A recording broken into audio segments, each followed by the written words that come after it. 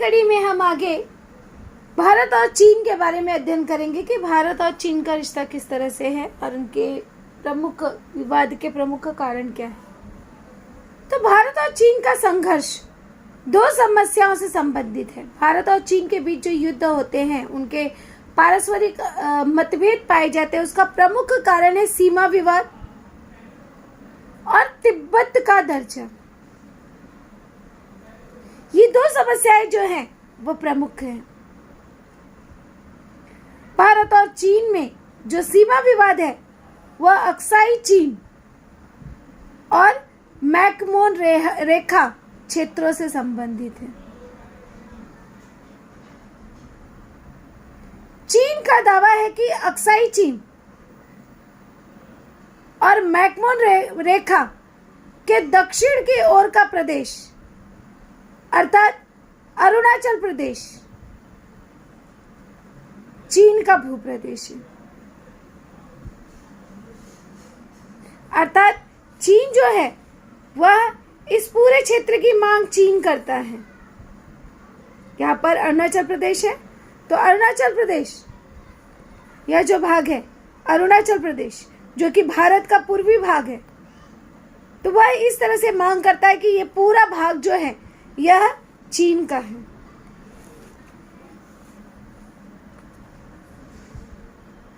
और मैकमोहन रेखा अंतर्राष्ट्रीय सीमा रेखा है, यह चीन मान्य नहीं करता।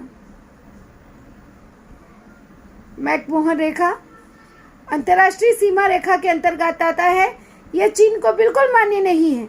यह सीमा विवाद बातचीत से हल हो जाए, इसके लिए भारत ने अनेक बार प्रयत्न किए, परंतु इसमें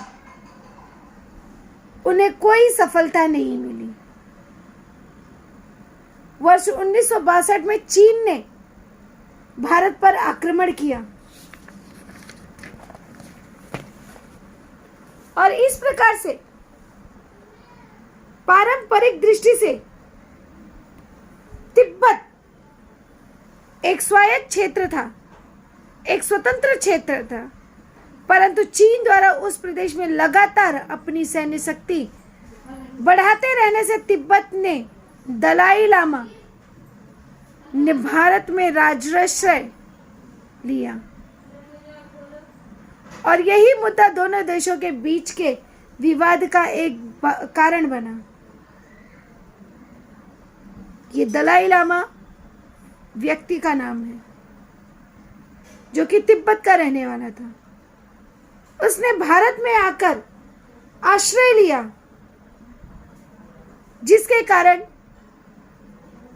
भारत और चीन दोनों के बीच विवाद का मुद्दा बना। चीन और पाकिस्तान के बीच मित्रता, चीन द्वारा पाकिस्तान को की जाने वाली शस्त्रों की आपूर्ति। अब जैसे कि हमने सुना है कि दुश्मन का दुश्मन दोस्त होता है, तो उसी तरह से जिस तरह से भारत और पाकिस्तान की दुश्मनी है, तो इसका लाभ चीन उठाता है। तो चीन जो है वो पाकिस्तान को शस्त्रों की आपूर्ति करता है, प्रक्षेपास्त्र अर्थात मिसाइल तथा परमाणु हथियारों का तकनीकी ज्ञान के कारण भारत की सुरक्षा के लिए खतरा बढ़ता ही जा रहा है। अतः पाकिस्तान तथा चीन की मित्रता तथा भारत के अन्य पड़ोसी राष्ट्रों के बीच चीन का बढ़ता प्रभाव भारत के लिए एक प्रमुख चिंता का विषय है। और ऐसा होते हुए भी भारत ने चीन के संबंध सुधारने के हमेशा प्रयास किए हैं और इन दोनों देशों के बीच सीमा विवाद को चर्चा के माध्यम से सुलझाने के लिए संयुक्त राष्ट्र संघ जो कार्यकारी दल है उसकी स्थापना की गई है। चीन और भारत दोनों देशों के आर्थिक विकास की गति बढ़ने के बाद दोनों देशों के बीच व्यापारिक संबंध मजबूत होना आरंभ हुए। कोरोना से पहले आप देखे होंगे कि भारत और चीन का जो संबंध था वो बहुत ही अच्छा था। चीनी वस्तुएं भारत में अधिक मात्रा में बिकती थी। दोनों देशों के आर्थिक और व्यापारिक संबंधों में सुधार होने से रूस, चीन और भारत के बीच बार बार चर्चा होने से धीरे धीरे भारत और चीन संबंधों में सुधार हो रहा है। यद्यपि उनका सीमा विवाद हल नहीं हुआ है। यह जो यहाँ पर सीमा विवाद है कि अक्साई चीन और मैकमोहन रेखा के दक्षिणी ओर के प्रदेश जो है, ये चीन का दावा है कि यह उनके हैं, और इसके साथ ही साथ तिब्बत का दर्जा, तथापि वह थोड़ा पिछड़ गया है और अन्य क्षेत्र के संबंधों को भी महत्व प्राप्त हुआ है। अर्थात इन्होंने अपनी आपसी दुश्मनी, अपनी आपसी रंजसी को भुलाकर दूसरे संबंधों को भी बढ़ावा दिया है।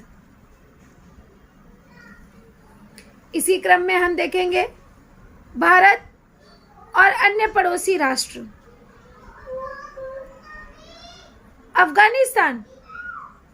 अफगानिस्तान में अब हम देखेंगे कि भारत और अफगानिस्तान का संबंध किस प्रकार से है। तो अफगानिस्तान में राजनीतिक अस्थिरता बड़ी मात्रा में है। वहां तालिबान नामक आतंकवादी संगठन का वर्चस्व होना इसके लिए कारण है। वहां पर कोई भी राजनीतिक स्थिरता नहीं है। अब तालिबान का नाम सुना ही है आप सभी ने। तो तालिबान नामक आतंकवादी संगठन का वर्चस्व पूरे अफगानिस्तान में दिखाई देता है। अफगानिस्तान में शांति, सुरक्षा, स्थिरता लाना, वहां चल रही हिंसा की रोकथाम करना, लोकतांत्रिक सरकार की स्थापना करने में सहायता करने के लिए भारत ने अफगानिस्तान की सहायता की है। और इसी तरह युद्ध व्यवस्था के कारण नष्ट हुई परिवहन सुविधा का निर्माण करना, सड़कों का निर्माण करना, विज्ञान और तकनीकी ज्ञान क्षेत्र में सहयोग करना, विद्यालय, स्वास्थ्य सुविधा, सिंचाई परियोजना का निर्माण करना जैसे सभी क्षेत्रों में भारत ने अफगानिस्तान की सहायता अभी भी कर रहा है। अर्थात वह जो है अफगानिस्तान को तालिबान के आतंकवादियों से मुक्त कराना चाहता है। अब हम अगला देखेंगे भारत और बांग्लादेश का संबंध किस प्रकार से है। वर्तमान बांग्लादेश अर्थात पहले का पूर्वी पाकिस्तान, जो आज बांग्लादेश के नाम से जाना जाता है, जो कि पहले पूर्वी पाकिस्तान के नाम से जाना जाता था। तो पाकिस्तान के निर्माण के समय पाकिस्तान का विभाजन पश्चिमी और पूर्वी पाकिस्तान के रूप में हुआ था। और पश्चिमी पाकिस्तान और पूर्व पाकिस्तान में भाषाई अंतर था, दोनों के भाषा में अंतर था। इसी प्रकार अन्य कई सारी उनके बीच जो है राजनीतिक समस्याएं भी थी। इसी कारण बांग्लादेश मुक्ति आंदोलन का उदय हुआ और उसका परिणाम हुआ कि बांग्लादेश को पाकिस्तान के वर्चस्व से मुक्त करने के इस आंदोलन की अगुवाई की गई, जिसमें बांग्लादेश मुक्ति संग्राम में भारत ने बांग्लादेशियों की सहायता की थी। और इस प्रकार से वर्ष 1971 में बांग्लादेश का निर्माण हुआ, एक नए राष्ट्र का निर्माण हुआ। भारत और बांग्लादेश के बीच पानी के बंटवारे के संबंध में और सीमा रेखा के संबंध में कुछ समझौते हुए,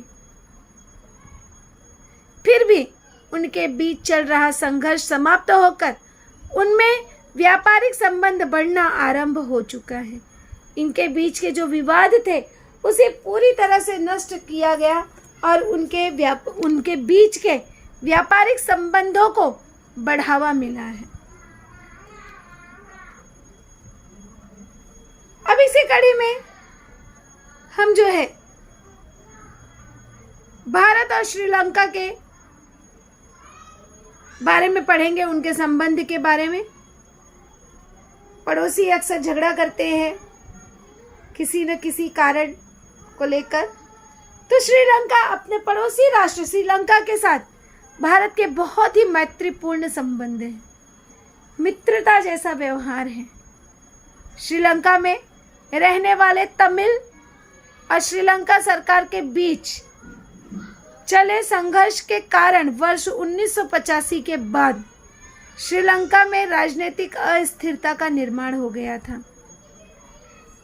उस समय श्रीलंका सरकार की सहायता के लिए भारत ने शांति सेना भेजी थी।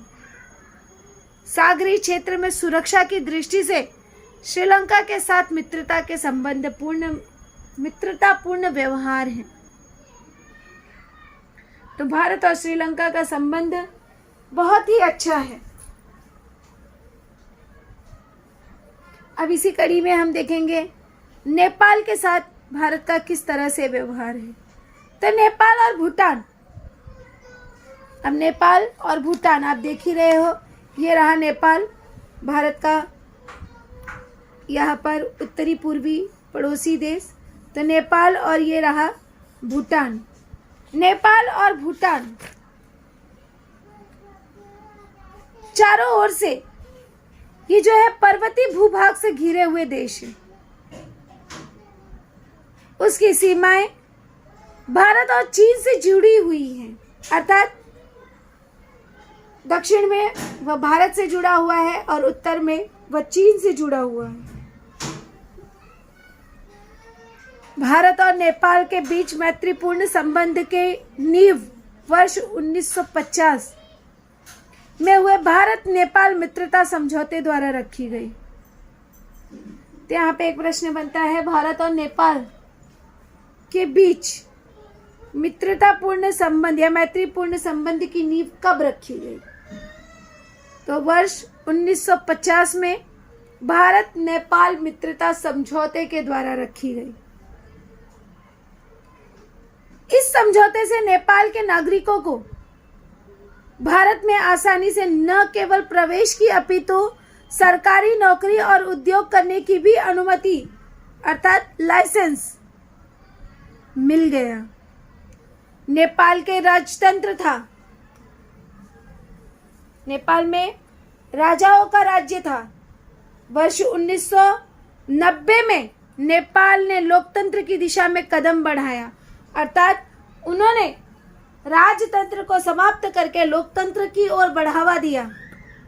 आर्थिक प्रगति हुई, बुनियादी सुविधाएं, अनाज संबंधी आवश्यकता, व्यापार तथा ऊर्जा के लिए नेपाल भारत पर निर्भर था। और इसी तरह से नेपाल ने वर्ष 2015 में आए भूकंप के समय भारत ने नेपाल की खूब सहायता की थी। तो भारत और नेपाल के बीच का जो संबंध है वह भी बड़ा ही मित्रतापूर्ण है। अब अगली कड़ी में हम देखेंगे भूटान के साथ किस तरह का संबंध है। तो भूटान की सुरक्षा की जिम्मेदारी भारत पर ही है।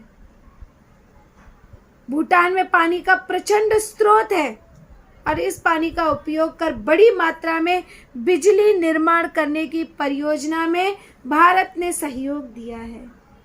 तो इस प्रकार से भारत और भूटान का संबंध भी बहुत ही मित्रतापूर्ण है।